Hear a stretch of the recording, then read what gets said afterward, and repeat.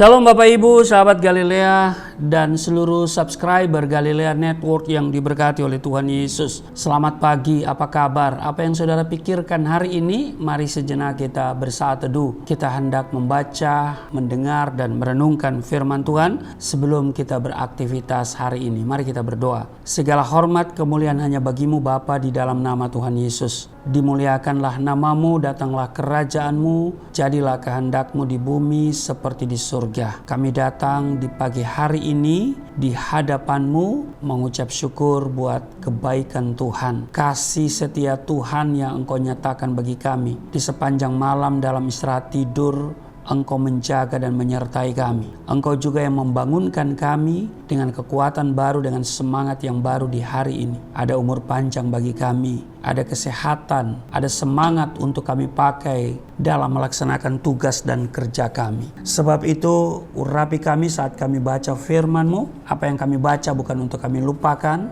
tapi itu termaterai dalam hati kami, menjadi rema dalam hidup kami. Urapi juga hamba-Mu secara khusus yang tidak ada apa-apanya. Setiap kata kalimat yang keluar dari mulutku adalah kata kalimat penuh kuasa, penuh urapan. Yang mendengar diberkati, berakar, bertumbuh, berbuah di dalam Engkau. Di dalam nama Tuhan Yesus. Haleluya. Amin. Saudara, satu ayat kita lihat di dalam Amsal 25 ayat 28 dikatakan begini. Orang yang tak dapat mengendalikan diri adalah seperti kota yang roboh temboknya. Dulu kota-kota selalu dikelilingi oleh tembok yang tinggi. Tembok tersebut berfungsi sebagai benteng perlindungan yang kuat terhadap serangan musuh. Nah, apabila tembok tersebut runtuh, musuh dapat dengan mudahnya memasuki kota itu dan kemudian menguasai atau mendudukinya. Nah, begitu juga orang yang kehilangan penguasaan diri, dengar baik, akan menjadi sasaran empuk iblis. Kehidupannya akan mudah tergoncang dan tidak pernah merasa aman. Mengapa? Karena ia telah ditawan dan diperdaya oleh iblis. Sebab si iblis berjalan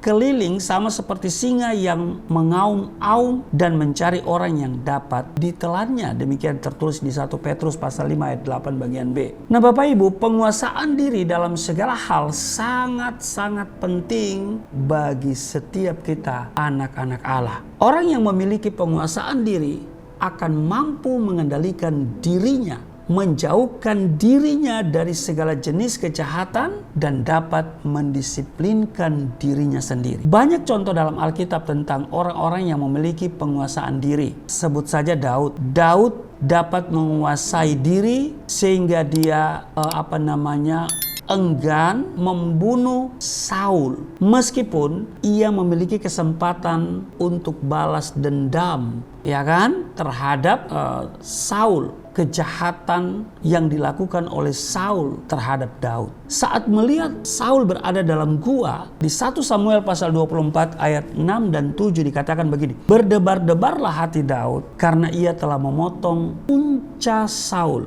Lalu berkatalah ia kepada orang-orangnya, dijauhkan Tuhanlah kiranya daripadaku untuk melakukan hal yang demikian kepada tuanku, kepada orang yang diurapi Tuhan, yakni menjamah dia, sebab dialah orang yang diurapi Tuhan. Itu Daud. Kita lihat lagi Yusuf. Yusuf, pemuda yang takut akan Tuhan. Kita tahu dia mengalami sebuah tragedi, kan?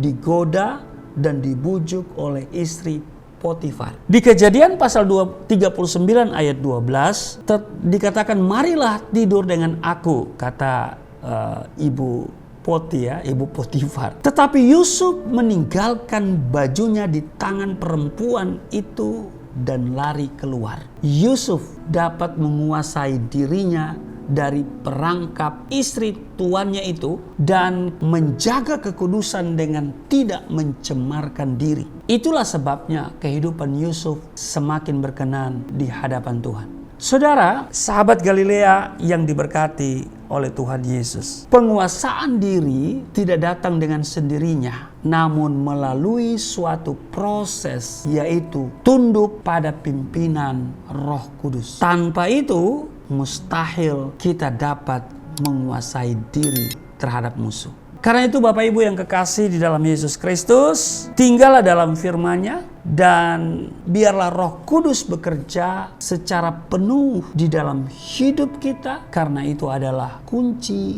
untuk memiliki penguasaan diri. Jadi kunci memiliki penguasaan diri ada dua hal. Pertama, kita tinggal di dalam firman Tuhan, dan yang kedua, hidup dipimpin oleh Roh Kudus. Biarlah Roh Kudus berotoritas atas kehidupan kita. Amin. Dua hal itu kalau kita miliki, maka kita dapat menguasai diri. Dua hal itu menjadi kunci untuk memiliki penguasaan diri. Selamat menguasai diri. Tuhan Yesus memberkati.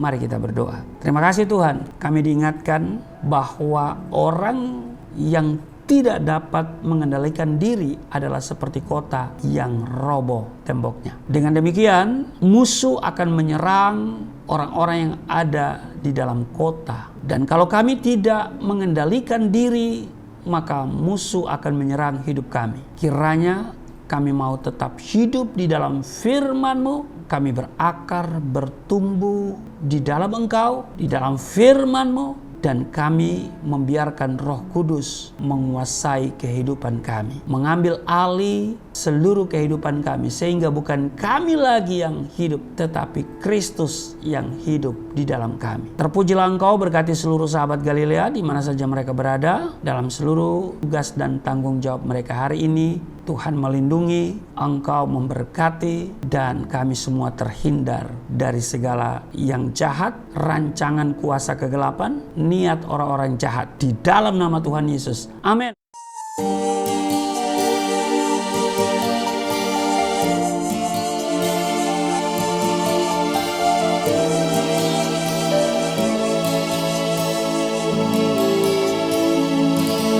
Bapa kami yang di surga,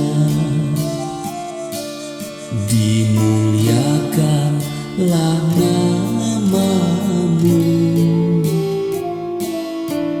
Datanglah kerajaan, jadilah kehendak-Mu di bumi seperti di surga.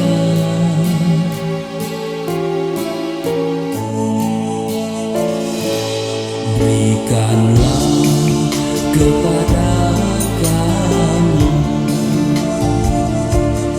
makanan yang secukupnya.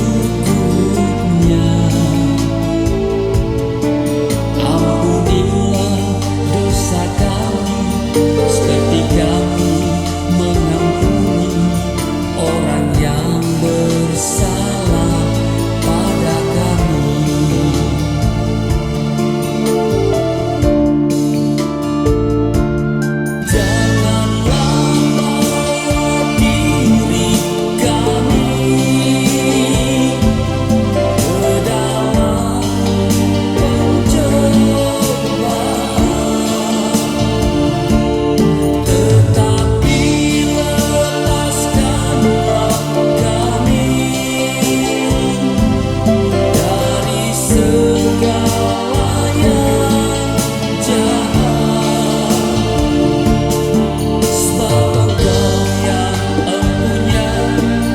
Kerajaan